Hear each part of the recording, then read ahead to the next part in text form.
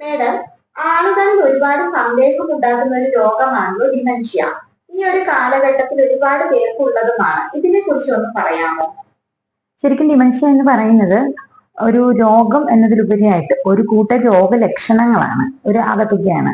ഇതൊരു ഒരു type of neuro psychiatric disorder എന്ന് പറയും. അതായത് നമ്മളുടെ ബ്രെയിനിന് അല്ലെങ്കിൽ സ്പൈനൽ കോഡിന് വരുന്ന എന്തെങ്കിലും ഒരു രോഗം അല്ലെങ്കിൽ ഒരു പ്രോബ്ലം മൂലം മാനസിക പ്രശ്നങ്ങൾ നേരിടുക, ഇതാണ് ഇതിന്റെ ഒരു മെയിൻ ലക്ഷണം. ഇത് പലപ്പോഴും ഇതിന്റെ ഒരു തുടക്കം എങ്ങനെയാണ് ഒരാളിൽ ഉണ്ടാവുന്നത് പലപ്പോഴും നിഗൂഢമായിരിക്കും. അതായത് വളരെ ആർക്കും മനസ്സിലാക്കാൻ പറ്റാത്ത രീതിയിലായിരിക്കും ഇത് തുടങ്ങുന്നത്. പിന്നീട് ഇത് പതിയെ പതിയെ വളരെ സ്ലോ ആയിട്ട് പ്രോഗ്രസ് ചെയ്യുകയാണ് ചെയ്യുന്നത്. അൽഷിമേഴ്സും ഡിമെൻഷ്യയും ഒന്ന് തന്നെയാണോ? ശരിക്കും ഏറ്റവും കോമൺ ആയിട്ട് കാണപ്പെടുന്ന ഡിമെൻഷ്യയാണ് അൽഷിമേഴ്സ് എന്ന് വേണം പറയാൻ. അതായത് ഒരു ടൈപ്പ് ഓഫ് ഡിമെൻഷ്യ മാത്രമാണ് അൽഷിമേഴ്സ്. ഇത് രണ്ടും സെയിം അല്ല. ഇത് ഒരു കൂട്ടം രോഗലക്ഷണങ്ങളാണെന്ന് പറഞ്ഞല്ലോ. ഇത് എന്തൊക്കെയാണ് ഇതിന്റെ ലക്ഷണങ്ങള്? അതായത് ഇത് കേൾക്കുമ്പോൾ ഡിമെൻഷ്യ എന്ന് കേൾക്കുമ്പോൾ മറവി രോഗം എന്നാണ്. അതായത് ഇത് ഏറ്റവും ആദ്യം ബാധിക്കുന്നത് മെമ്മറി ആയതുകൊണ്ട് മറവി രോഗം എന്നുള്ള ഒരു ഇതാണ് ആൾക്കാരുടെ ഒരു വിചാരം. പക്ഷെ ഇത് നമ്മൾ തന്മാത്ര എന്ന് പറയുന്ന സിനിമ എല്ലാവരും കണ്ടിട്ടുണ്ട്. അതില് മോഹൻലാലിന്റെ കഥാപാത്രത്തെ ബാധിക്കുന്ന തരത്തില് ഇത് മറവി അല്ലെങ്കിൽ മെമ്മറിയെ മാത്രമല്ല ആ ഒരു വ്യക്തിയുടെ ഇന്റലക്റ്റിനെയും പേഴ്സണാലിറ്റിയെയും എല്ലാം ഒരേപോലെ ഡിക്ലൈൻ ചെയ്യുന്ന തരത്തിലുള്ള ഒരു രോഗമാണ്. അപ്പോ ഇതിന്റെ തുടക്കം എന്ന് പറയുന്നത് ഏർലി സ്റ്റേജില് പേഷ്യന്റ് റീസെന്റ് കാര്യങ്ങളായിരിക്കും മറക്കുക. അപ്പോൾ ഇന്ന് ഭക്ഷണം കഴിച്ചോ എന്ന് ചോദിച്ചിട്ടുണ്ടെങ്കിൽ പലപ്പോഴും ഞാൻ കഴിച്ചില്ല, അല്ലെന്നുണ്ടെങ്കിൽ ഇന്ന് എന്താണ് കഴിച്ചതെന്ന് ചോദിച്ചിട്ടുണ്ടെങ്കിൽ എനിക്കറിയില്ല, ഞാനൊന്നും കഴിച്ചില്ല എന്നായിരിക്കും പേഷ്യന്റ് പറയുന്നത്. ഇത് പലപ്പോഴും അയാൾ കള്ളം പറയുന്നതാണെന്ന് തെറ്റിദ്ധരിക്കാറുണ്ട്. പക്ഷെ ശരിക്കും അയാൾ മറന്നു പോയിട്ടുണ്ടാവും. അങ്ങനെ ഏറ്റവും റീസെന്റ് ആയിട്ടുള്ള മൊമെന്റ്സ് ഒക്കെ ആയിരിക്കും അയാൾ മറക്കുക. അല്ലെന്നുണ്ടെങ്കിൽ തലേ ദിവസം പരിചയപ്പെട്ട ഒരാളുടെ പേര് മറക്കുക, അല്ലെന്നുണ്ടെങ്കിൽ ഓഫീസിലെ പല കാര്യങ്ങളും മറന്നു പോവുക, കാറിന്റെ കീ എവിടെയാണ് വെച്ചതെന്ന് മറക്കുക, ഫയലുകൾ എവിടെയാണ് വെച്ചതെന്നുള്ളത് ഓർക്കാതിരിക്കുക.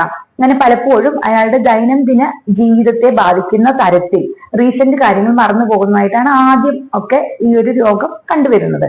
പിന്നീട് അങ്ങോട്ട് മുൻപോട്ട് പോകുമ്പോൾ റീസെന്റ് മാത്രമല്ല പല പാസ്റ്റിലെ പല കാര്യങ്ങളും ഇയാൾ മറക്കാൻ തുടങ്ങും. അല്ലെന്നുണ്ടെങ്കിൽ ഓർമ്മകൾക്കിടയിൽ ഗ്യാപ്പ് വരിക, അതായത് പല കാര്യങ്ങളും ഓർമ്മയുണ്ടാവും പക്ഷെ അവ ഒരു ക്രമമായിട്ട് ഓർത്തെടുക്കാൻ ഇയാൾക്ക് പറ്റി എന്ന് വരില്ല.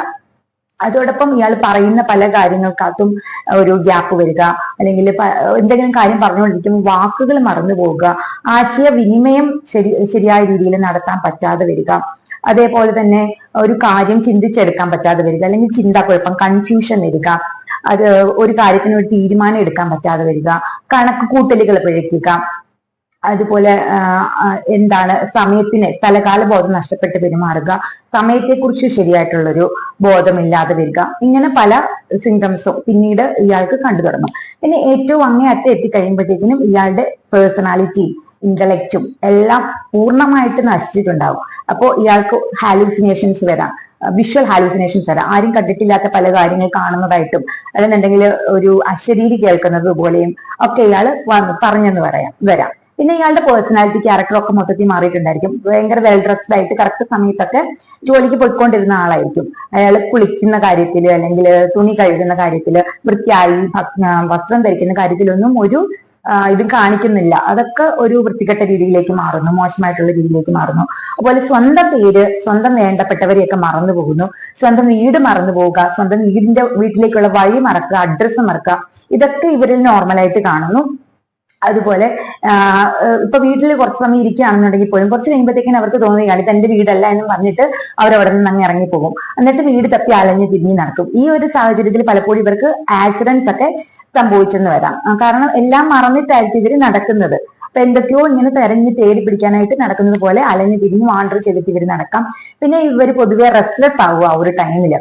പിന്നെ ആൻസൈറ്റി, ഭയം, സൂയിസൈഡൽ തോട്ട്സ് വരാം, ഉറക്കമില്ലായ്മ വരാം, അതുപോലെ സെക്ഷൽ മിസ്ബിഹേവ് ചെയ്യാം. അങ്ങനെ പല പല പ്രശ്നങ്ങളും ഈ ഒരു ടൈമിലായിരിക്കും ഉണ്ടാവുന്നത്. അതുപോലെ ഇവർക്ക് പല സെൻസസും ചിലപ്പോൾ മനസ്സിലാക്കാൻ പറ്റില്ല. നമ്മൾ തൊടുന്നതോ അല്ലെന്നുണ്ടെങ്കിൽ അവരുടെ ശരീരത്തിന് എന്തെങ്കിലും ഒരു മുറിവ് പറ്റുന്നതൊന്നും ചിലപ്പോൾ അവർക്ക് മനസ്സിലായി കൊള്ളണമെന്നില്ല.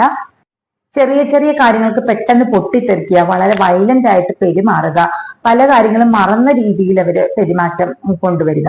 അങ്ങനെ അവരുടെ മൊത്തം പേഴ്സണാലിറ്റിയും മാറുന്ന രീതിയിലായിരിക്കും അവര് എല്ലാ കാര്യങ്ങളും ചെയ്യുന്നതും പ്രതികരിക്കുന്നതും. ഇതൊക്കെയാണ് ആ ഒരു ഫൈനൽ സ്റ്റേജിൽ വരുന്ന മാറ്റങ്ങൾ, ലക്ഷണങ്ങൾ. ഇത് എന്തൊക്കെ കാരണങ്ങൾ കൊണ്ടാണ് വരുന്നത്?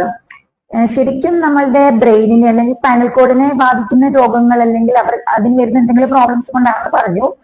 പിന്നെ ഹെറിഡിറ്റി ഒരു കാരണമാണെന്ന് പറയുന്നു, പക്ഷെ അത് ഇതുവരെ പ്രൂവ് ചെയ്യാൻ കഴിഞ്ഞിട്ടില്ല.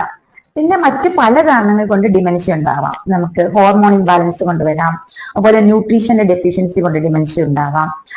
പിന്നെ എന്തെങ്കിലും ട്രോമാസ്, ഇഞ്ചുറീസ് ഒക്കെ ബ്രെയിനിന് സംഭവിക്കുന്ന പല ഇഞ്ചുറീസ്, ട്രോമാസ്, മെനിഞ്ചൈറ്റിസ് പോലെയുള്ള കാരണങ്ങൾ കൊണ്ടുമൊക്കെ ഈ ഒരു അസുഖം വരാനുള്ള ചാൻസ് കൂടുതലാണ്. ഇത് ചികിത്സിച്ച് മാറ്റാൻ കഴിയുമോ? അൽഷിമേഴ്സ് പോലെയുള്ള ഡിമെൻഷ്യാസ്, അതിന് റിവേഴ്സിബിൾ ഡിമെൻഷ്യ എന്നാണ് പറയുന്നത്. അതൊരിക്കലും നമുക്ക് പൂർണ്ണമായിട്ട് ചികിത്സിച്ച് മാറ്റാൻ കഴിയില്ല.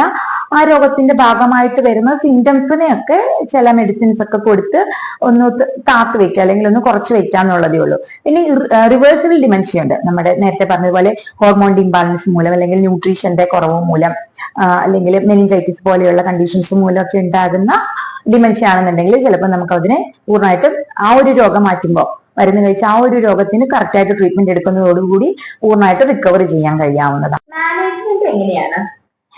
ശരിക്കും ഈ ഡിമെൻഷ്യ രോഗിക്ക് താനൊരു രോഗിയാണെന്നുള്ളതൊന്നും അറിഞ്ഞോളണം എന്നില്ല. അയാൾക്ക് മറവിയാണല്ലോ അയാളുടെ ഏറ്റവും മുഖ്യം. അപ്പോൾ ഒരു കുഞ്ഞു കുട്ടി തന്റെ പ്രായം എത്രയാണെന്നോ തന്റെ പേരെന്താണെന്ന് പോലും ആ ഒരു വ്യക്തിക്ക് ചിലപ്പോൾ അറിഞ്ഞുകൂടാ ആയിരിക്കാം. ഒരു ചെറിയ കുട്ടിയെ പരിചരിക്കുന്ന ആയിരിക്കണം ഇവരോടുള്ള ഒരു നമ്മളുടെ ഒരു മെന്റാലിറ്റി. മാത്രമല്ല ചുറ്റിനും നിൽക്കുന്നവർക്ക് ഇവർ പലതരത്തിലുള്ള ഡാമേജസ് അല്ലെങ്കിൽ പ്രശ്നങ്ങളൊക്കെ ഉണ്ടാക്കിയെന്ന് വരാം. അപ്പോൾ അത് ചുറ്റിനും നിൽക്കുന്നവരെയൊക്കെ ചുറ്റിനുമുള്ള അത് ഇപ്പൊ ഫാമിലിയിലുള്ളവരെയും മറ്റ് ബന്ധുക്കളെയും സുഹൃത്തുക്കളെയൊക്കെ ഈ ഒരു രോഗത്തിന്റെ സീരിയസ്നെസ് അല്ലെങ്കിൽ ആ ഒരു രോഗി എങ്ങനെയൊക്കെ പെരുമാറാം എന്നുള്ളതിന്റെ എല്ലാ ഡീറ്റെയിൽസും പറഞ്ഞ് മനസ്സിലാക്കുക. അതൊരു കൗൺസിലിംഗ് ഒക്കെ വഴിയായിട്ടായിരിക്കും നമുക്കത് ചെയ്യാൻ കഴിയുക. പിന്നെ വേറെ എന്തെങ്കിലും മെഡിക്കേഷൻസ് കൊടുക്കാം, അതല്ലെന്നുണ്ടെങ്കിൽ ചെറിയ ചെറിയ എക്സസൈസ് കൊടുക്കാം. ഇവരെ കൂടുതൽ എൻഗേജ്മെന്റിലേക്ക് കൊണ്ടുവരാം. ചെറിയ എക്സർസൈസ്, അവരുടെ ആ ഒരു കമ്മ്യൂണിക്കേഷൻ കൂട്ടുന്ന തരത്തിലുള്ള, അല്ലെന്നുണ്ടെങ്കിൽ അവരുടെ ഓർമ്മ കൂട്ടുന്ന തരത്തിലുള്ള ചെറിയ ആക്ടിവിറ്റീസിൽ അവരെ പങ്കെടുപ്പിക്കാം. പിന്നെ അവരുടെ ആ ഒരു സോഷ്യൽ, പൊതുവെ ഒരു രോഗമുള്ളവർക്ക് സോഷ്യലി ഒന്ന് പുറകോട്ട് നിൽക്കാനുള്ള ടെൻഡൻസി ആയിരിക്കും കൂടുതൽ. കാരണം ഇവർക്ക് അറിയില്ല ഇവരെങ്ങനെയാണ് പെരുമാറുന്നത് എന്നുള്ളത്. അതുകൊണ്ട് അവർക്ക് സോഷ്യലി ബിഹേവ് അല്ലെങ്കിൽ സോഷ്യൽ ഒരു കമ്മ്യൂണിക്കേഷൻ കൊടുക്കാൻ, മിങ്കിൾ ചെയ്യാനൊക്കെ ഒന്ന് കുറവായിരിക്കും. അപ്പൊ ഇതൊന്ന് അവരുടെ കൂട്ടിക്കൊണ്ട് വരാം, അവരെ കുറച്ചും കൂടെ ആക്റ്റീവ് ആക്കാനായിട്ടൊക്കെ ശ്രമിക്കാം. വരാതിരിക്കാൻ എന്തെങ്കിലും മാർഗമുണ്ടോ? ഡിമെൻഷ്യ വരുന്നതിന് ഏറ്റവും പ്രധാന കാരണം നെർവ് സെൽസിന്റെ ഡാമേജ് ആണ്. ഇന്നത്തെ കാലത്ത് ഇത് ഏറ്റവും കൂടുതൽ സംഭവിക്കുന്ന റോഡ് അപകടങ്ങൾ മൂലവുമാണ്. അപ്പോൾ പൊതുനിരത്തിലേക്ക് ഇറങ്ങുമ്പോൾ ഇത് തന്റെ സ്വകാര്യ സ്വത്തല്ല എന്നും റോഡ് നിയമങ്ങൾ പാലിക്കപ്പെടേണ്ടതാണെന്നും ഉള്ള പൂർണ്ണ ബോധ്യം ഉണ്ടാവുക. അതുവഴി റോഡ് അപകടം മൂലം ഉണ്ടാകുന്ന പല സാഹചര്യങ്ങളും അല്ലെങ്കിൽ പല ദുരന്തങ്ങളും നമുക്ക് ഒഴിവാക്കാവുന്നതാണ്. പിന്നെ എക്സസൈസ്, റെഗുലർ എക്സസൈസ് വഴി ഫിസിക്കൽ ഹെൽത്ത് മാത്രമല്ല മെന്റൽ ഹെൽത്തും ബ്രെയിനിന്റെ ഹെൽത്തും ഒരുപോലെ നമുക്ക് ഫ്ലറിഷ് ചെയ്യാവുന്നതാണ്. നമ്മൾ കഴിക്കുന്ന ഭക്ഷണത്തിൽ എല്ലാ പോഷകങ്ങളും അടങ്ങിയിട്ടുണ്ടെന്ന് ഉറപ്പുവരുത്തുക. കമ്മ്യൂണിക്കേഷൻ സ്കിൽസ്, സോഷ്യൽ മിംഗ്ലിംഗ് ഇതൊക്കെ കൂട്ടുക. നമ്മൾ ബ്രെയിനിന്റെ ഹെൽത്തിനെ, നമ്മുടെ ഓർമ്മശക്തിയൊക്കെ വർദ്ധിപ്പിക്കുന്ന തരത്തിലുള്ള മെഡിറ്റേഷൻസ്, യോഗ, ഗെയിംസ് ഇതൊക്കെ ശീലിക്കുക. അതുപോലെ തന്നെ നമ്മളുടെ ഭാവന, വായന ഇത് രണ്ടും കൂട്ടുക. ഇത്രയൊക്കെ ചെയ്യുകയാണെന്നുണ്ടെങ്കിൽ മറവി രോഗത്തിൽ നിന്നും നമുക്ക് ഒരു പരിധി വരെ രക്ഷ നേടാം.